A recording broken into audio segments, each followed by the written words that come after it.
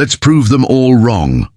The afternoon sun filtered through the tall windows of Riverside Cafe, casting golden light across the worn wooden tables. Emma sat by the window, her fingers wrapped around a warm cup of coffee. She watched the steam rise slowly, curling into the air like tiny ghosts. She was early. She was always early for these things. The dates had become a familiar routine over the past year, each one feeling like a small test she was destined to fail. Her best friend Sarah had set this one up. "He's different, Emma, I promise. Just give it a chance," Sarah had said with that hopeful smile that was hard to refuse. Emma smoothed down her beige cardigan and took a deep breath. She had chosen this cafe for a reason. It was quiet, comfortable, and the lighting was forgiving. The kind of place where she could almost forget about the stares and whispered comments that followed her in other settings. The door chimed softly as someone entered. Emma looked up and saw him. Tall, dark hair, perfectly styled, wearing a charcoal suit that probably cost more than her monthly rent. He scanned the room with calm confidence until his eyes found hers. This had to be James.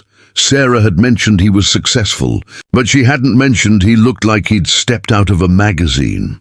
He walked toward her table with an easy stride, his smile warm and genuine. "Emma, that's me," she said, managing a smile despite the nervous flutter in her chest. "James, it's wonderful to meet you." He extended his hand and she shook it. His grip was firm but gentle. He settled into the chair across from her, ordered a coffee from the passing waiter, and turned his full attention to her. "Sarah speaks very highly of you." "She's a good friend," Emma replied, her voice steady despite her racing heart. "She told me you work in publishing." "Editor, right?" Emma nodded. "Yes, I work with debut authors mostly, helping them shape their stories into something readers will love." "That sounds incredible," James said, leaning forward slightly. "What drew you to that work?" For the next 20 minutes, they talked easily. James asked thoughtful questions and listened with genuine interest. He shared stories about his work managing a tech company downtown, about the challenges of leading a team, and about his love for old movies. Emma found herself relaxing, laughing at his stories, sharing her own. This was different from other dates. He wasn't checking his phone. He wasn't glancing around the room. He was simply there, present with her. But then the familiar weight began to settle in her chest. The voice that always showed up, uninvited and unwelcome. The one that whispered all the reasons this couldn't possibly work. She set down her coffee cup, the clink against the saucer louder than she intended. James noticed the shift in her expression. "Everything okay?" he asked gently. Emma hesitated. She could smile, nod, keep the conversation light. That's what she usually did. But something about James, about the genuine kindness in his eyes, made her want to be honest. "Can I ask you something?" she said quietly. Of course. She took a breath, choosing her words carefully. "Why did you agree to this date?"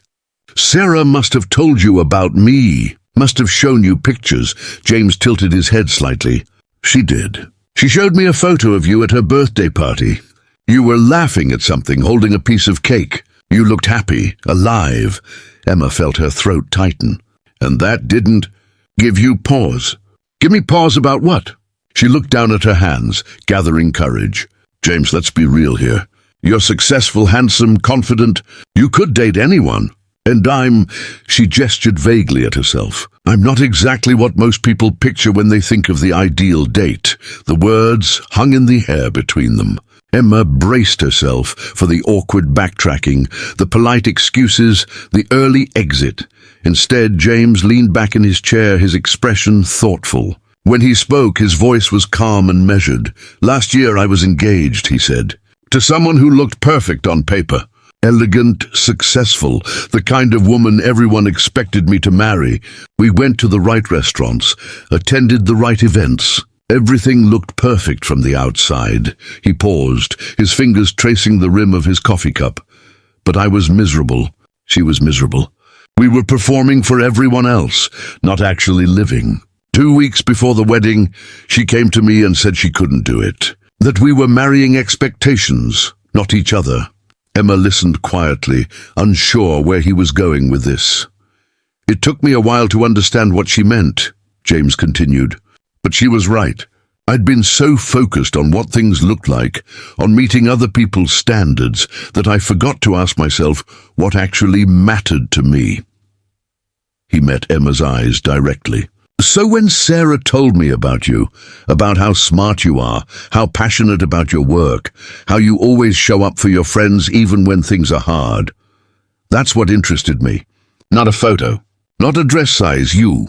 Emma felt tears prick at the corners of her eyes. She blinked them back. People talk, James. If we were to... if this went anywhere, people would have opinions. Trust me, I know. Let them, James said simply. His smile was small but certain. I'm 42 years old, Emma. I've spent enough of my life worried about what other people think.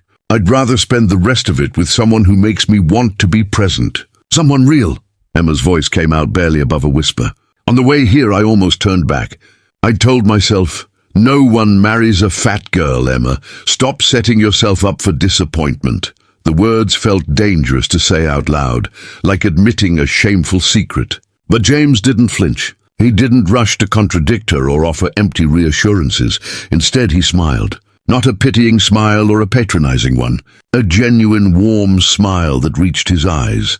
Then let's prove them all wrong, he said quietly. The simplicity of it hit Emma like a wave. Not a promise of perfection, not a declaration of undying love, just a simple invitation to try. To choose each other, despite what anyone else might think. She found herself smiling back, really smiling. For the first time in longer than she could remember. I'd like that, she said. Good. James raised his coffee cup slightly. To proving people wrong, Emma lifted her own cup, touching it gently to his. To proving people wrong. Outside the window, the afternoon light was beginning to soften into evening. The cafe hummed with quiet conversation around them. And at their table by the window, two people sat together, talking and laughing, writing the beginning of their own story, one that belonged to no one but themselves.